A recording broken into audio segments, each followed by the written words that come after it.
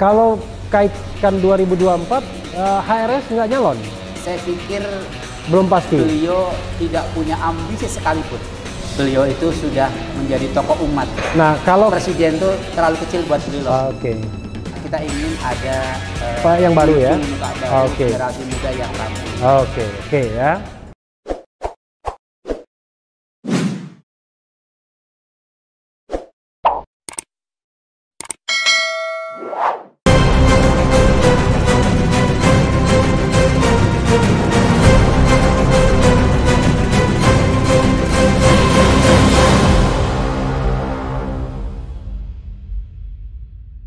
Tegakkan aturan, tegakkan hukum yang ada, insya Allah rakyat terima. Kan intinya itu. Oke. Nggak boleh satu undang-undang berlaku untuk kelompok ini, tapi nggak berlaku buat kelompok ini, kan nggak boleh juga. Tat, kita ngomong soal lebih politik lagi ya. Tadi rencana 212 dan politik. Nah, ini politik banget ya. Kita tahu bahwa ada politik current politics, politik saat ini. Ada politik jangka menengah 2024, ada politik jangka panjang hegemoni politik, kan begitu. Kalau kita bicara current politiknya, kita tahu bahwa PA212, GNPF Ulama, kemudian FPI, paling tiga itu ya, backbone-nya. Iya. Dari yang sekarang koalisinya namanya anak NKRI kan, Aliansi Nasional Anti Komunis, NKRI. Itu orang tidak bisa mengatakan lain bahwa ini adalah kelompok yang selalu beroposisi terhadap pemerintahan Jokowi. Apapun yang dikatakan, disampaikan pemerintah, bagi kelompok ini pasti salah, pasti keliru. Kesan seperti itu gimana tanggapan Ustadz? Kalau kita sebetulnya itu mengkritisi, Iya. orang menganggapnya oposisi itu bagi kami kayaknya nggak tepat. Oke. Karena kalau memang pemerintah itu kebijakannya bagus, kebijakannya memang untuk rakyat, ya kita apresiasi. Misalnya yang bagus itu apa? Ya. Contoh umpamanya, Ya. ketika ada kebijakan pemerintah berkenaan dengan COVID, Ya. ya, dengan COVID nih kan, begitu pemerintah mengumumkan Februari di awal Maret itu, imam besar kita Habib Rizik itu dari kota Mekah menginstruksikan semua majelis beliau rutinnya tutup, nggak buka, sampai sekarang nggak ada yang buka. Ditaati itu. Ditaati itu sama beliau. Kemudian beliau instruksikan kepada Hilmi, Hilal Merah Indonesia. Ditaati sama umatnya ya. Iya, dan umat taat, Oh, ya kan. oke. Bahkan Habib Hanif itu jadwalnya hampir 900 tempat. Tapi begitu kenaikan Habib Hanif itu menantu beliau, menantu HRS ya. begitu kenaikan tinggi, tingkat kematian tinggi, Habib Hanif ditelepon sama Habib Rizik, batalkan semua agenda, dibatalkan. Kurang lebih hampir 1,5 bulan beliau nggak ceramah. Hampir 900 dibatalkan. Oke. Kita apresiasi kebijakan itu. Berikutnya apa? Beliau instruksikan Hilal Merah Indonesia Hilmi, ya kan, untuk turun ke lapangan. Sehingga ketika itu anak-anak FPI itu nyemprot masjid, nyemprot musola, nyemprot sekolah, nyemprot pesantren, disinfektan di mana-mana gerakan itu. Oke. Bahkan gerakan bantu alat pelindung diri untuk kesehatan dikumpulkan oleh mereka. Itu berlangsung berbulan-bulan, ya kan? Sejak Maret itu ya. Iya. Kalau kami oposisi, kami akan cuekin. Biar aja biar pemerintah gagal. Tapi kita nggak begitu, kita dukung. Pembagian masker anak-anak FPI di mana-mana itu berlangsung. Bahwa kalau memang kebijakannya bagus kita dukung. Iya. Tapi sebaliknya, ketika ada kebijakan yang coba-coba membangkitkan komunis kembali, kami akan lawan. Misalnya Undang-undang HIP. Oh, kita turun habis-habisan. Kita nggak akan membiarkan itu. kelompok HIP-HIP ya. Iya, HIP, iya kan. Nah, kita turun habis-habisan. HIP itu biar tidak lupa haluan ideologi Pancasila ya. Begitu. Yang lain lagi misalnya. Ketika ada kecurangan, kita melihat ada kecurangan, ya kita lawan supaya kesananya nggak ada kecurangan lagi. Artinya, kalau emang itu baik, kalau itu memang bagus, ya kita apresiasi. Kalau oposisi kan enggak. Dan itu memang tugasnya ulama sebetulnya begitu. Amar ma'ruf nahi mungkar. Kami itu pengikut ulama. Saya itu pembantunya ulama. Saya itu santrinya ulama. Tapi begini Ustadz, bukan sekali saja Habib Rizik itu mendesak Presiden Jokowi mundur. Kan berkali-kali kalau kita dengar pidato beliau. Apakah salah seorang warga negara melihat pemimpinnya tidak berhasil, gagal melaksanakan amanahnya, beliau ingin nanti di akhirat lebih ringan hisabnya, jangan keberkelanjutan, kezolimannya, ketidakadilannya, khianatnya, karena beliau sayang dengan ini pemimpin, supaya pertanggungjawabannya di akhirat lebih lebih gampang, ya kan? Ustadz ngomong begitu sambil tersenyum sedikit. Ya, mundur begitu kan. Saya pikir kan nggak ada undang-undangnya. Yang penting konstitusional, gitu kan? Yang penting konstitusional. Dan beliau orang yang taat. Beliau ingin ini presiden dianggap gagal, ada kebijakan yang selalu tidak adil, ya kan? Beliau ingin menggantinya konstitusional, makanya mendukung salah satu paslon. Bukan dudukin DPR, bukan. Ikut pemilu. Kan konstitusional. Ya kalau sekarang mundur kan artinya kan kalau presiden, ini kita sobat era sekalian kita bicara mengenai konstitusi ya. Kalau Presiden Jokowi disuruh mundur kan gantinya wakil presiden sampai habis masa waktunya. Ya itu konstitusinya. Persoalannya artinya gini. Apakah warga negara meminta mengeluarkan pendapatnya sebaiknya presiden mundur? Ada undang-undang yang ditabrak? Nggak ada kan? Nggak ada. Nggak ada. Kemudian apakah presiden legowo mengundurkan diri juga dilarang? Kan nggak juga, boleh-boleh saja. Iya. Ya kan?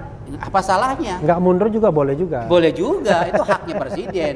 Begitu kan? Yang penting nggak boleh dipaksa. Iya. Tapi konstitusinya kalau presiden mundur itu wapres yang naik, ya silahkan, itu kan konstitusi. Artinya secara politik PA212 atau anak NKRI itu mendukung wapres.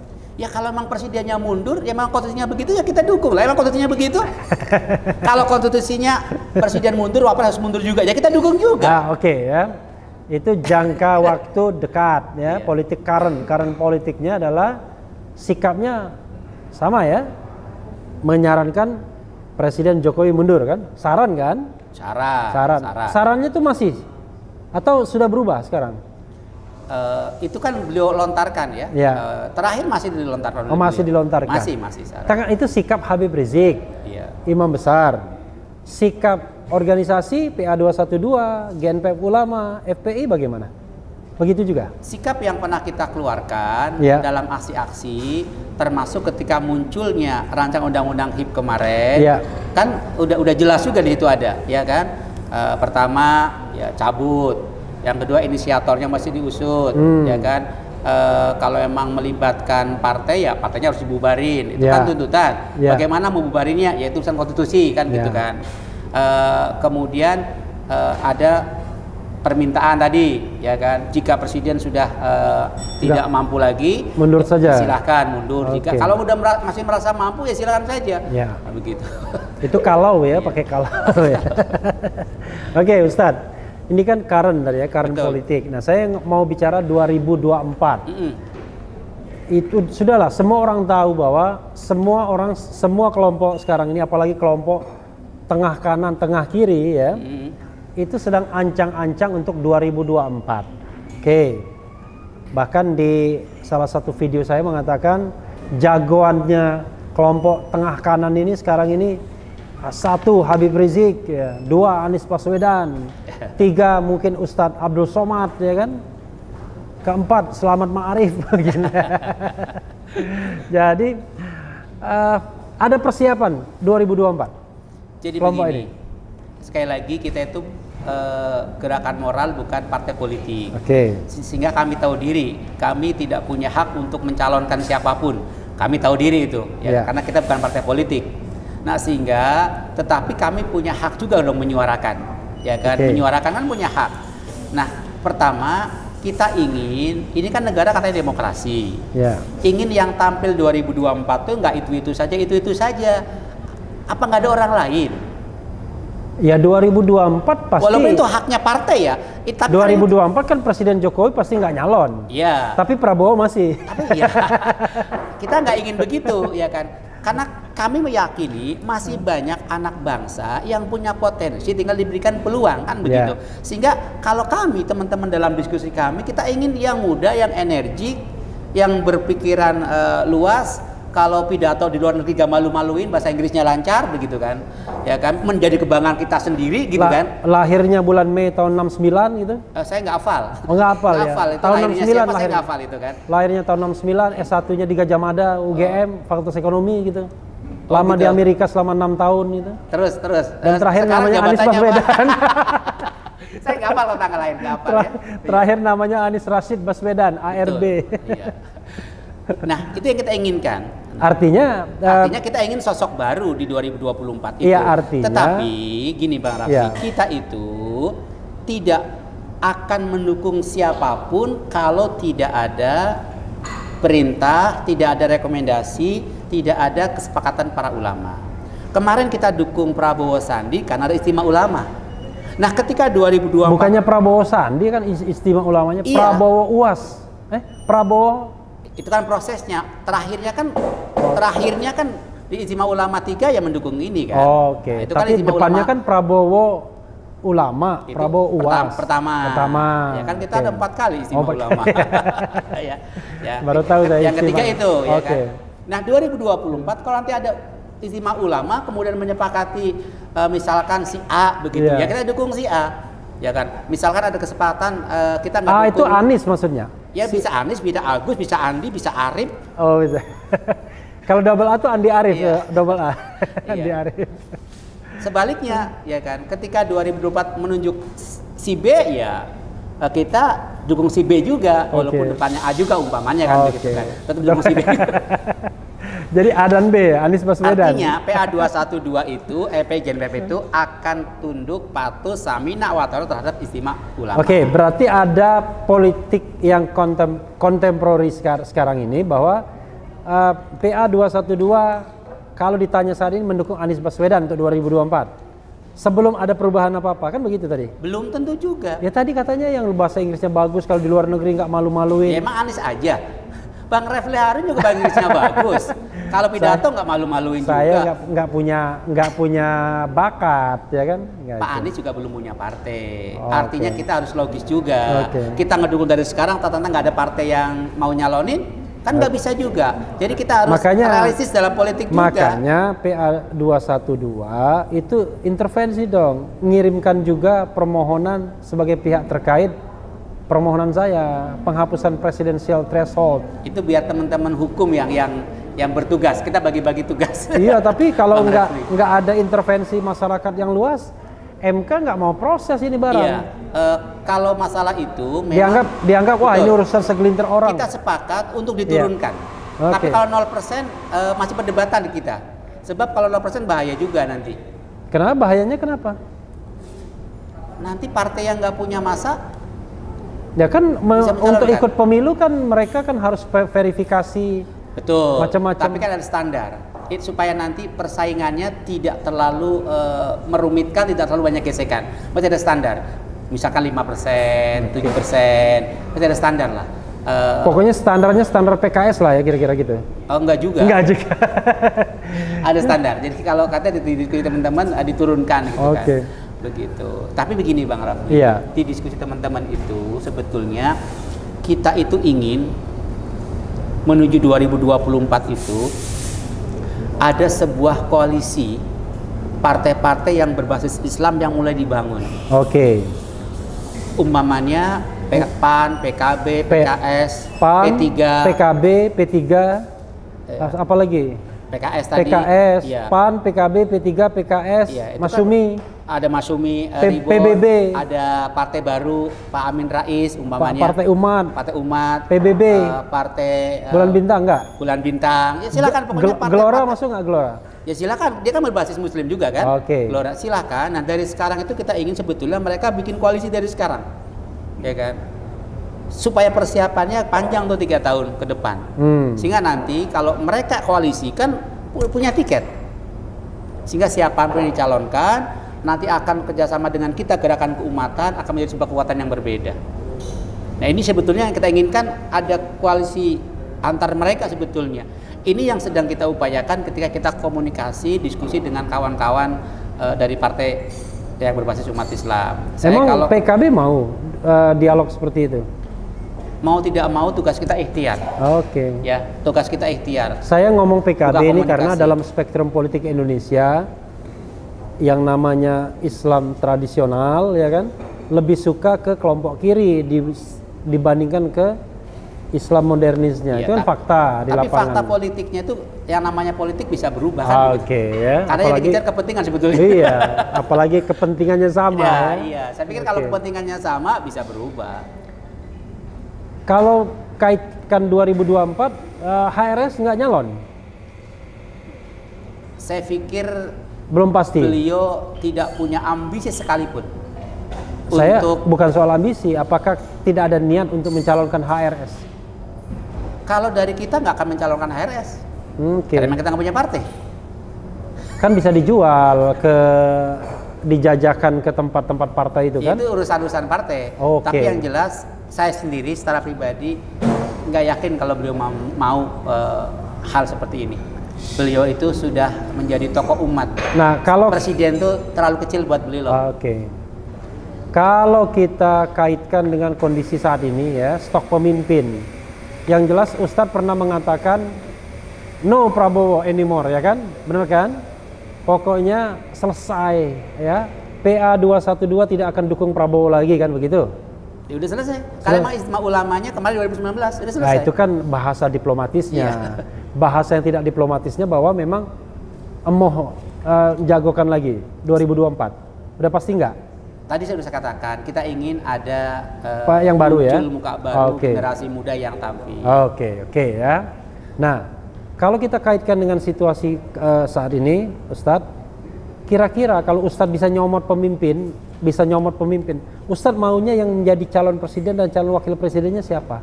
Kan nggak apa-apa dong, subjektif. 2004 masih jauh. Masih jauh, tapi kan tadi udah disebut-sebut. Perubahannya masih terlalu banyak. Oke. Jadi terlalu dini kalau kemudian kita mencomot dari sekarang. Kalau misalnya pilpresnya besok tahun depan bulan Januari, Masih banyak tokoh, banyak tokoh. misalnya siapa stok sekarang? Pertama ada Gubernur DKI Jakarta, Anies dia punya Baswedan, potensi. ya. Ada wakilnya juga punya potensi. Wakilnya Reza Patria. Itu punya potensi Oke. juga, ya kan? Reza Patria itu putranya Pak Putra Amidan. ulama juga Pak Amidan, Ya, mantan Kiai salah Haji satu ketua MUI. Mantan salah satu ketua MUI ya, Pak Amidan. Ya. Ya. Itu anak ulama juga, ya punya potensi juga, punya peluang juga. Ya. Dari kalangan politis ada juga Pak Fadlizon, punya potensi juga. Fadlizon, oke. Ya, kemudian ada dari PAN ada Pak Zulkifli juga punya potensi. Zulkifli Hasan. Ya kan. Ya. Dari PKS ada mantan presidennya Pak Sohibul juga punya potensi. Sohibul. Ada otomatis Surab. Sekarang presidennya siapa? Sekarang Pak Kiai Ahmad Syekhu. Oh, Ahmad Saihu Ahmad ya, Syekhu ya, baru ya. sekarang. Baru Baru berganti. ya. Tapi ketua majelis masih sama. Iya, Ya kan? Oke. Ya kan. Dari kalangan pengusaha kan banyak juga. Pengusaha Ya. siapa? Ya ada pengusaha yang kemarin nyalon ya silakan saja. Sandiaga Uno. Iya, itu punya potensi juga. Ya. Harus diberikan peluang juga. Kepala daerah yang lain, Bupati Bogor punya potensi juga. Bupati Bogor atau Wali Kota Bogor? Wali Kota Bogor, sorry, Wali Kota Bogor. Itu punya potensi juga. Bima Arya Sugiarto. Iya. Siapa lagi? Ya banyak kalau mau sebutin lah. Enggak, harus disebutkan biar ketahuan siapa aja yang disebut. Dari kalangan Gubernur Jawa Barat nggak masuk? Ya punya potensi. Gubernur Cuman Jawa saat- Tengah masuk? Saat ini kalau bagi kami masih dipertimbangkan. Oh, masih dipertimbangkan. Masih banyak pertimbangan. Masih banyak pertimbangan. Masih banyak pertimbangan. Tapi surveinya nomor 1 loh sekarang. Menurut indikator politik surveinya nomor 1. Ya, Prabowo kalau- sudah kalah. Kalau Anies survei kalah. kan kita percaya nggak percaya. Oke. Kita menghormati, menghargai lembaga survei apapun, tapi urusan percaya nggak percaya juga urusan hati kan, karena Ya. kita ngelihat beberapa fakta juga, gitu kan. Jadi kalau ya survei bisa-bisa aja lah gitu kan, kalau survei kan. Gitu.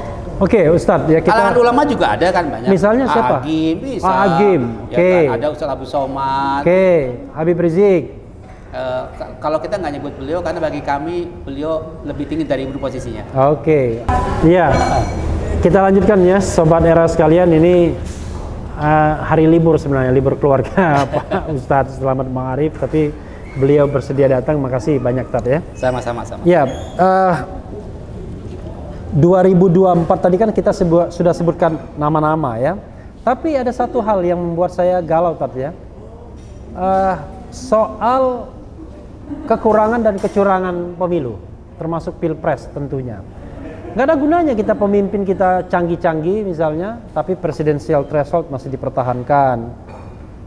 Pilpresnya ya mungkin juga masih curang, ya kan. Ini kalau kita bicara kecurangan dan kekurangan pemilu itu sudah jamak di dalam era reformasi ini, dan itu bahaya yang masalah laten yang nggak pernah diselesaikan sesungguhnya. Jadi buat apa kita ngomong tentang regenerasi kepemimpinan yang baik, tetapi akhirnya toh kita akan menyerah dengan keterbatasan tadi presidensial threshold di mana orang bisa borong partai. Yang kedua, pilpresnya curang. Apa yang mau dilakukan oleh Ustadz dan kawan-kawan? Inilah yang mendasari Habib Rizik ingin ada revolusi akhlak. Waduh, masuk juga barang itu akhirnya. Iya. ini bagian ketiga ya. Ini kan urusan akhlak. Iya. Ya kan, Habib Rizik ingin yang tadinya curang berhenti segera, muncul nilai kejujuran. Ya kan? Yang tadi lu pilkada, lu pilpres, lu pileg curang, berhenti 2024 sudah mulai jujur. Yang tadinya pakai money politik, suap, sogok kan haram. Itu nggak berakhlak. Ya kan, hentikan menjadi politik yang bersih. Perlu revolusi akhlak. Ya. Makanya beliau gaungkan itu karena beliau menyadari bangsa ini menjadi amburadul karena akhlak nggak dipakai. Tapi termasuk dalam urusan perpolitikan. Okay. Ya kan. Jangan merasa saya mendapat suara banyak, kemudian seolah-olah kekuasaan di tangan saya, di semua harus ikut saya. Itu nggak berakhlak juga, ya kan? Ini harus dirubah, nggak boleh begitu, ya kan? Bedanya revolusi akhlak sama revolusi mental itu apa, Ustadz? Pertama, kalau revolusi akhlak itu jelas sumbernya Rasulullah, dan itu diakui tokoh yang memang akhlaknya luar biasa. Enggak cuma umat Islam yang mengakui. Revolusi mental sumbernya visi dan misi Presiden Jokowi. Revolusi mental yang kita baca dan kita dengar informasinya dulu pernah digaung juga tahun 65, 48 oleh gerakan komunis, pernah digaungkan juga dan diucapkan juga. Enggak pernah dengar saya, benar ya? Iya, kita pernah dengar itu ya, bersumber dari sana begitu kan. Yang kedua, belum tentu mental itu berakhlak. Tapi kalau akhlak udah menyangkut mental. Artinya lebih luas. Kemudian kalau akhlak udah ada contohnya Rasulullah. Kalau mental mau nyontoh siapa? Indonesia itu mayoritas Muslim, keyakinannya. Nabinya Rasulullah. Dulu ada tokoh kita yang kemudian apa ya, membandingkan antara Rasul dengan tokoh nasional. Ya akhirnya nggak diproses juga kan? Nggak diproses juga ya, gitu. Ketidakadilan lagi akhirnya muncul. Tapi begini Ustadz. Ini kan saya orang tata negara. Oke, kita menjadikan Rasul sebagai role model ya, karena kita sebagai umat Islam. Tapi kan ini negara Pancasila, negara di mana tidak semua Muslim. Yang lain kan bagaimana? Islam itu rahmatil alamin. Ya. Jadi kalau akhlak Rasulullah diterapkan, itu saya pastikan tidak akan bertentangan, bertabrakan dengan agama apapun. Karena keluhuran akhlak beliau. Makanya Habib Rizik munculkan akhlak yang bersumber dari Rasulullah. Masalah perilaku. Contoh tadi, ketika beliau ingin kecurangan berubah menjadi sebuah kejujuran. Apakah ada agama lain yang melarang kejujuran? Tidak ada. Beliau inginkan umat Islam Indonesia dari budaya malas menjadi budaya rajin. Apakah ada agama lain yang tidak sepakat dengan rajin, menentang orang untuk berbuat rajin? Kan nggak ada. Beliau tekankan jadi pemimpin jangan khianat tapi amanah. Apakah ada agama lain yang melarang amanah? Nggak ada. Tapi tetap saja ada kekhawatiran Ustadz mengenai ya mungkin kebiasaan-kebiasaan umat lain ya, yang barangkali tidak kompatibel dengan kebiasaan umat Islam. Dulu kita tahu kan zaman-zaman FPI zaman dulu ini, mohon maaf ya, FPI suka sweeping dan lain sebagainya. 2013. Iya. Itu bagaimana? Sekarang begini, anak-anak FPI dulu sebelum Munas 2013, kan kalau Munas FPI 2013 sudah melepaskan diri kekerasan. Itu kan hasil Munas. Oke. Itu 2013. Oh itu ya anunya ya, mimikrinya ya, metamorfosisnya ya. Metamorfosisnya begitu. Oke. Makanya mulai 2013 kita sering dialog ya kan, sering diskusi, kemudian mengajukan film review dan lain sebagainya lah, ya kan, karena ada Munas itu.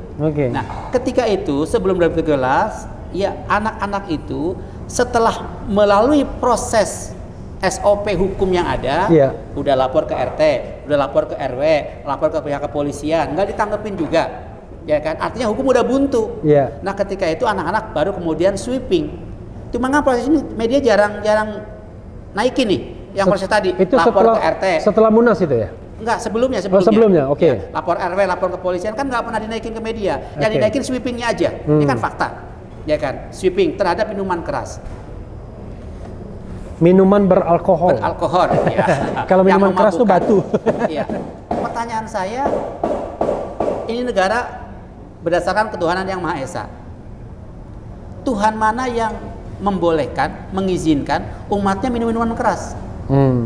Apa ada?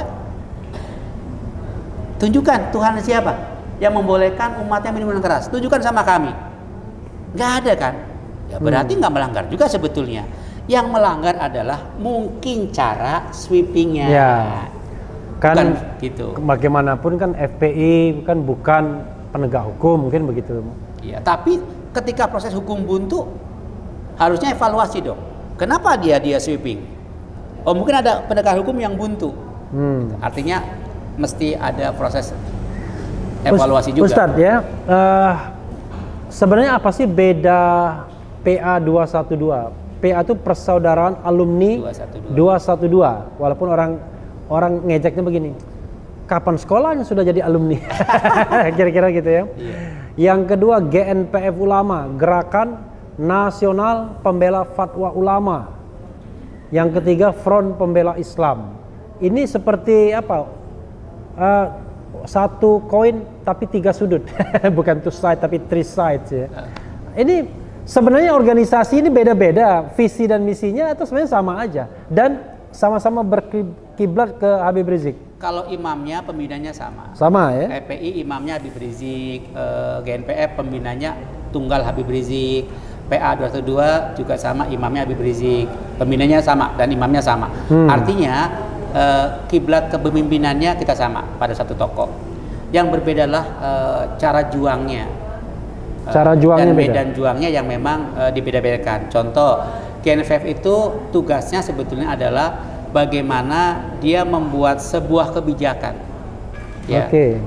Dia syuro, dia musyawarah, melahirkan sebuah kebijakan, sebuah sikap yang kemudian PA 212 itu melaksanakan sikap itu. Contoh, Istimewa Ulama. Itu kan GNPF tuh. Tugasnya tuh yang bertugas begitu. Hasil Istimewa Ulama kita yang ambil. Makanya PA 212 turun abis tuh kemarin ketika di Pilpres. Karena melahirkan itu. Contohnya. Nah, kalau FPI itu udah ormas yang udah 22 tahun berkecimpung, yang dia punya 99 cara kerja ya? sendiri. 98. Oh, 98. 98 dia berdiri. Iya kan? Karena saya ketika itu ikut mendirikan. Dalam artian ikut deklarasi pertama kali gitu kan. Sudah punya cara kerja sendiri. Begitu. Nah, walaupun memang tidak bisa dipungkiri media itu sudah mengecap kita PA jadi tukang demo begitu kan. Dalam urusan politik.